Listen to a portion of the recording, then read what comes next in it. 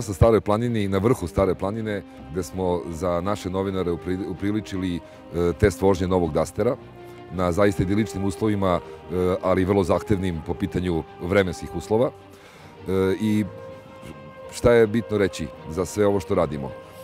Duster se pojavio 2010. godine i do današnjeg dana je prodato preko 1 milion primjeraka pod brendom Dacia i skoro isto toliko pod brendom Renaulta u nekim državama sveta.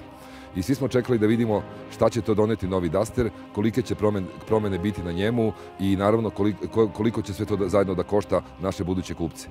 I evo, svedoci ste da novi Duster zaista ima elemente koje nisu bili očekivani da će ih Duster ikada dobiti. A to krenuši do automatske klime, 4 kamere, svih bezbednostnih sistema, nove materijale, kompletno novu unutrašnjost, udobnost, mnogo tiši od starijeg i na kraju cena. Cena koja je najbitnija na našem tržištu, uspeli smo da obezbedimo da zaista novi Duster ima skoro identične cene kao i prethodni, mada su teško za poređenje, a mi u starom Dusteru nismo ni imali ove opcije koje danas nudi novi Duster. Krećemo u prodaju 24. januara, već svi naši saloni su registrovali demo vozila.